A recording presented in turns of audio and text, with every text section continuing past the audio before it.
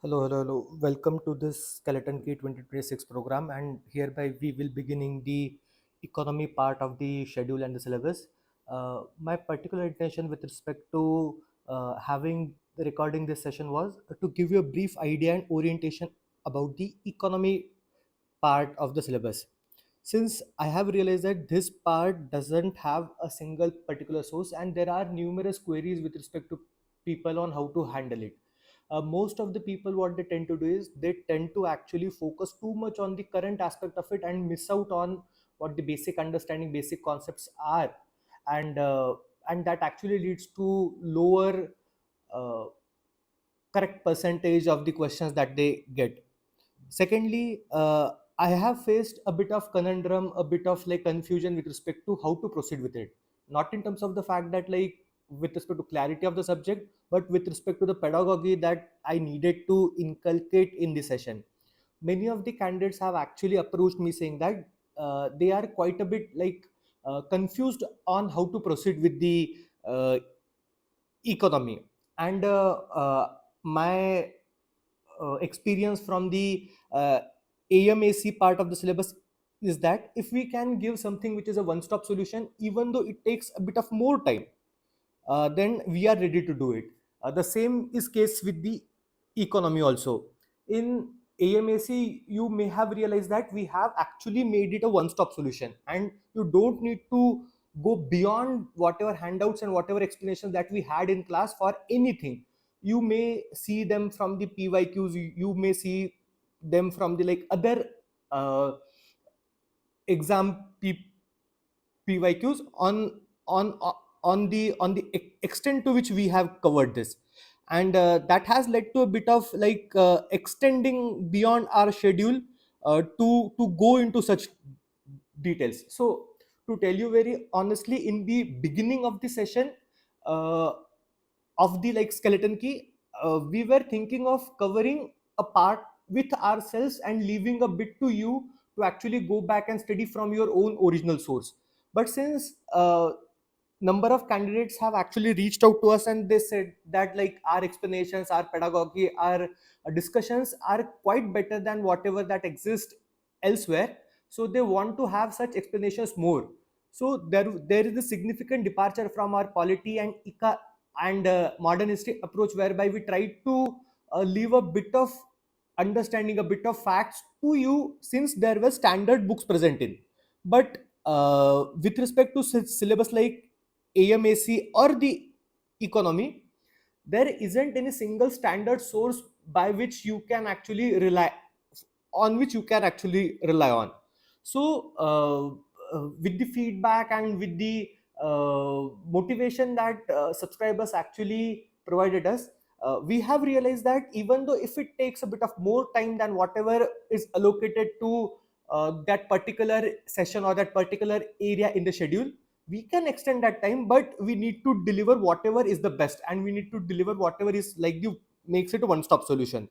So in that context, there is the extension of AMAC beyond the schedule is justified, and the same will happen in the economy also, because you don't need to go anywhere. I mean, it will take like close to like 15 days for the entirety to actually like cover the economy, and it may extend up a bit also.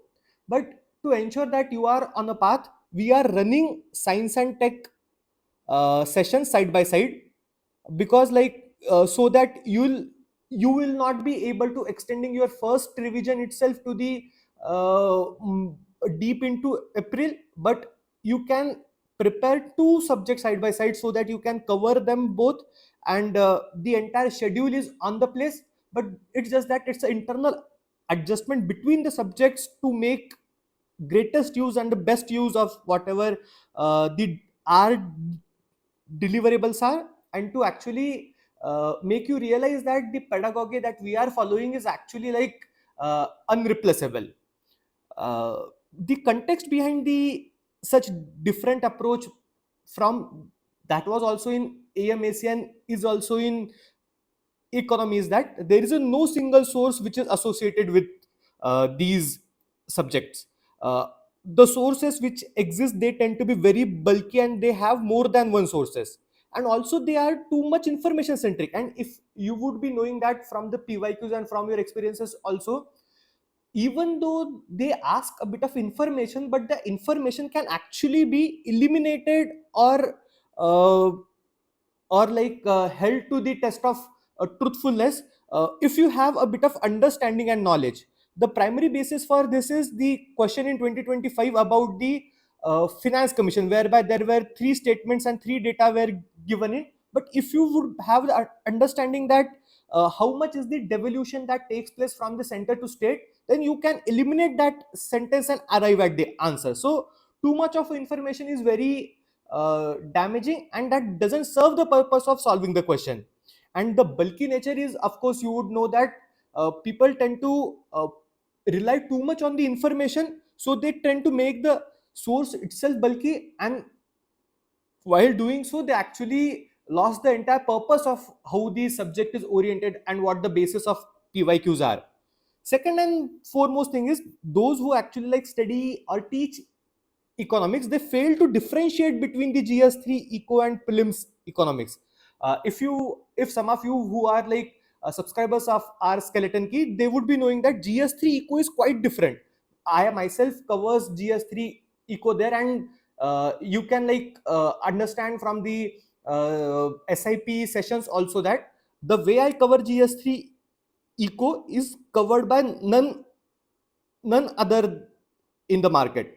And the understanding, the basis, the orientation, everything is different with respect to me. However, with respect to prelims, the GS3 from the eco doesn't actually always play a significant amount of role. The best thing would be they never ask about banking and payment system in GS3 eco, but every year there are at least 2 to 3 questions with respect to banking and payment system in the prelims economy. Similar is the case with monetary policy. They don't ask about GS3 eco in monetary policy, but I mean there hasn't been any prelims paper in which monetary policy wala question wasn't present in. But the present guidance with respect to economy is that they don't tend to differentiate between the GS3 eco and prelims eco, rather they uh, try to integrate it. I mean, integrating is a good way, but there must be uh, separation by way of thin line to actually make the discussions exam relevant. So my focus would be on focusing on the prelims relevant eco, developing you the context, developing you the content concepts, and providing you whatever information that you need to know for solving the MCQs. Remember MCQs. And since there is a misconception among not only candidates but also the running programs, is that the prelims economics is particularly contemporary or current affair centric. To some extent it is true, but you cannot focus on contemporary and current affairs without knowing the static behind it. So you need to know certain concepts associated with the economic theory to ensure that you are able to grasp and understand the contemporary affairs. The good case was it was it with respect to it was the concepts of bond yield. There were these concepts which related to the rupee depreciation. So all of these questions which were in PYQ, they were actually solved from the static part. If you would know the concepts of the monetary policy, if you know the concepts of external sector, balance of payment, balance of trade, you would be able to relate them to the present contemporary manifestations and actually arrive at the answer. Secondly, the questions which are actually from this concept, from this area, they are actually conceptual. So what they ask is what does expansionist monetary policy lead to? Or let's say they may ask about the tax to GDP ratio status in India. Then they may ask about the CBDC wala question. So all of these questions you cannot remember or learn the each statement. Rather, each statement must be tested on the basis of your knowledge, on the basis of your conceptual understanding, to either hold it true or eliminate them as a false. And here the conceptual understanding matters the most. You don't need to go into too much of a details, too much of information to arrive at those questions. Rather, you need to know the conceptual understanding, the conceptual behind it, what's the funda behind it, and those chain of thoughts, like if this happens this will happen, and if this happens this will happen, you can actually arrive at inference and conclusion which are necessary to eliminate or highlight the options or the answers which are given for the MCQs. So here my conundrum was like with respect to the polity and modern India, where we know that there is a established single source for study. So we deliberately left a few of the information to you to actually go and study that from the single source. However, so that's why we actually like followed the approach of overview and assumption that you are going to refer to that source. So our all you need to know sessions were meant to for like actually highlight which areas you shouldn't miss out on. Secondly, particularly point out those areas which where you can actually make mistakes, and thirdly, like summarize them. So if let's say a particular topic in the standard book would take you just by reading 25 to 30 minutes, after our sessions and lectures you would also know that they can be prepared only like 4 to 5 minutes. So these were our bases. But the single source with respect to AMAC and currently with respect to economy is actually absent. So here we are following the approach of from the scratch. Like uh, we we have made sure that you don't require to go back to your standard source and see for left out details. Whatever left out details are there, you can actually just go and see from them. But our entire intention is to prepare and give you the entire subject matter from the scratch. You don't need to go anywhere, and you can actually conquer that from our AMAC sessions also, that our understanding, our focus and our deliverables are actually enough and sufficient to make you prepare from the scratch and completely rely on us. So our focus would be providing a single source for this subject matter, and of course like there would be additional contemporary and current sessions also which will be covered in April. So together this would make us sessions of all you need to know and booster a one stop solution for economy. So you don't need to worry about it. Some of you were getting anxious in our interaction sessions and also through personal emails and chats also, that what to do about the economy, what to do about the economy. I'm telling you this again and again. You don't need to do anything. Just focus on our explanations. And if you have your notes, you can refer to them. But do make sure that you are actually referring to whatever handouts that we are giving in. They will be like very high quality. They will contain certain explanations also. Uh, Another focus that I want to do with respect to sessions is this, that while preparing schedule I haven't deciphered the entire syllabus or highlighted the entire contours of the economy prelims, but and I wanted to do it here itself so that you would know how we would proceed further. So the contours are that generally the standard text or sources, they don't actually give you an idea about what economy syllabus constitute of, because they don't to differentiate between certain areas, certain overlapping topics, and that actually lead to a bit of confusion and lack of clarity among the candidates. So these are like the contours whereby questions are around these 12 themes are popular. However, the national income, monetary policy, budget, fiscal policy, banking, payment and settlement system, external sector, WTO, and developmental finance institutions like the World Bank, the IMF, the ADB. So these are quite popular. And again, questions around WTO, its subsidies, its agreement are also quite popular. And then question around external sector, you would know. So these are very prominent areas around which questions are asked, and including the financial markets. Why? Because the credit rating agencies, then there is this process of IPOs, then financial and secondary markets, the taxation with respect to it. All of these are associated in the financial mar- market. So our focus would be like actually pointing out and take building explanations, building knowledge building information with respect to these themes only, so that even if a question which is interdisciplinary in nature, like there was this question of CBDC, the question of Bitcoin, the question of the uh, the questions around primary and secondary sectors, the question around functions of the RBI, they all can actually, bank boards bureau, so they can actually be highlighted and point out here and solve from here. So our focus would be that only. So to highlight the contours would be the essential part before preparing, because you should know when to stop and like when to move forward. So if if you would have the grasp of it, and my entire premise would be like developing you the understanding of the contours of the syllabus, half of the work is done, because you are actually well comfortable with whatever subject matter there exists in. If you know the subject matter, you know the questions from it. I hope like you are doing it. And then there are a few questions about schemes and initiatives, and then social security, labor, the gig economy are asked quite often, but they are not as popular as like they are there. But you should know that in those, in the highlighted contours areas also, there are questions which go beyond the terminologies which we discussed. Rather, they talk about the concept which exists in, like there was this question on syndicated lending in 2024, I think. Similarly, there was this question on liquidity adjustment facility and the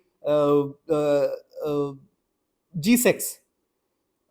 Then again, there was this question on uh, uh, entry of foreign banks and the how RBI deals with them. So in all of this, if you know what context they are asked in, and what the entire system, how the entire system, economic system works in, then you can easily identify and highlight those questions and answer those questions very correctly. So our approach would be know the concept and know the premise behind those concepts, and use this concept to actually hold and trustify the statements. So if you can like arrive at the inference whether they are true or false with the use of the premise and the context, I'm sure, pretty sure that you will get most of the question correct. The grasp around the concept and premise would also help you in solving ostensibly factual questions, like there was this GDP to tax ratio question. Then there was this question around how much FDI is there, and what happens with FDI, like do we surpass the China's economy greatly? So such extensive, and I mean such not so obvious statement can easily be eliminated only and only if you know the concept and if you know the premise behind it. So our sessions, our themes would be explanation based, and they should be worked with the MTPs, so that your explanations are actually tested in MTPs, and our MTPs would actually reinforce whatever explanations, whatever discussions that we will do in sessions. Uh, Here, remember that you cannot learn like everything. Every statement, every fact, every body, every association cannot be learned, and that has been the case with every paper also. But unlike AMAC or unlike science and tech, whereby the factual things become a bit difficult to be eliminated or justified with the use of concept, here in economy you can do so if you have a good understanding of the concept and the systems of economy, that you have good control on. If you know it, the prime example for it would be, there was this beta wala question in 2023. uh, I have discussed this question with like many of my mentees, and they would be knowing that the discussions which I did around the financial market there were actually made them able to handle that question. So that has been the my experience with it, that you can actually score 100 and 100 in the economy if you have good understanding of the concept. You are able to like relate economy as a complex system by identifying various elements and then making cross linkages between them. So you need to focus on building linkages across various economic systems and ensure that like you are moving forward with it. Remember, it is a game changer area, because I don't think many of the candidates are able to get 100 and 100 here. Why? Because like the conceptual understanding and the mixture of it with the details and information actually makes it a bit of tricky area. But if we focus on what's the root behind it, what's the foundation behind it, we can actually score this 100 and 100 with extensive understanding of the economic concepts, things, elements, processes, and so on. So once you have developed the understanding, and once you know how the economic systems works, once you are good, uh, you can attempt any discussion, any question, any MCQ, or even write any mains answer with respect to that also, because you know the understanding, you know what lies behind a particular discussion that is taking place in there. So you need to think, you need to internalize, and take this subject as a gradual aspect. Not, it's not like a one day prep initiative. One day prep will be done when you have the conceptual understanding, when you have built your base. Then just to like brush up your concept, just to brush up your facts and details, you can do one day prep. But for now, you need to pay you need to take it a bit slowly. So in that context also, we have like tried to include more number of sessions for economy to make this a one stop solution. See, trust me, I have worked in this area. I have been like a participant in the financial markets. Even like I have been fortunate enough to write one or two paragraphs in the economic survey as well. So I do know a bit of understanding of this subject. So I'm trying to make this as a one stop solution, as a complete solution, uh, and to actually like make your trust get fulfilled by whatever deliverables that I'm going to do. Here the explanations, the discussions, the analysis, the content, everything would be done to make sure that you build a foundation for things. You do have like the absolute comfort, absolute understanding with respect to the economy, the concepts, the instruments, the areas which are there. And in line with this, our handouts are being made so that like they will be extensive and you don't need to go anywhere. And the sessions and the discussions and the handouts will always work with MTP questions, because they are like the PYQ basis. You would know what sort of sentences, what sort of language, what sort of conceptual interlinkages UPSC builds in and wants you to have in mind while answering the questions or while preparing this. So these two will constitute the central premise of things. Here, like I have told you, these sessions will be extended, and they will take more than what they are given in this schedule.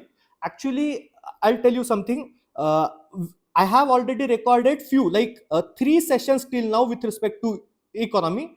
But these sessions, when I like got through and I was reviewing them, I got to know that uh, I can actually give you more than what were given in those sessions. So that's why like the delay took place.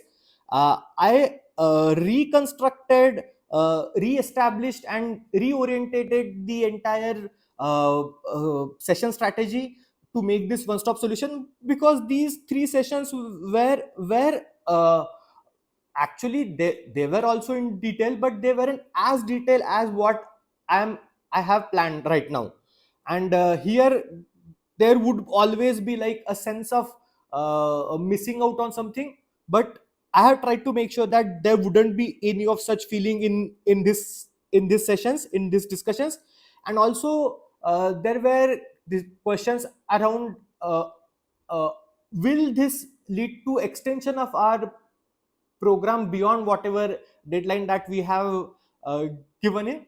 To manage that, I have done another thing, that the eco and the science and tech would run side by side, as a bit of science and tech would be covered for you, and also eco would be covered for you, so that like even if there is extension of the economy sessions beyond the prescribed schedule, the science and tech, the later part of science and tech is actually actually brought in earlier, so that our deadline doesn't get extended, and we are in a position to cover syllabus in actually the most comfortable manner.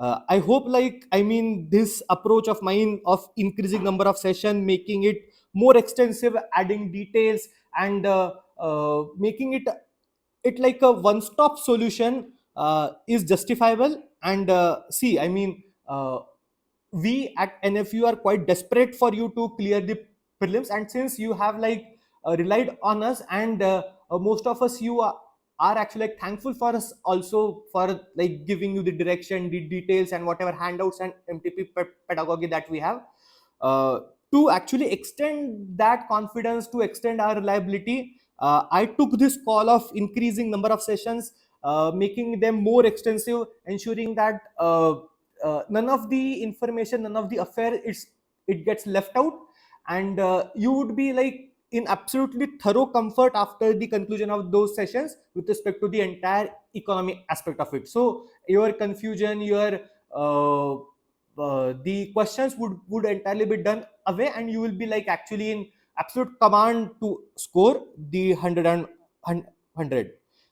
Let me know if you have any queries with respect to it in the group chat, or you can also reach out to me on my personal Telegram ID as well. uh, I hope this will be really enriching and helpful for you. Till then, all the best, and I hope you have completed all the backlogs for your polity, ancient, medieval, and modern, uh, in the given 2-3 delay in the session that we actually had.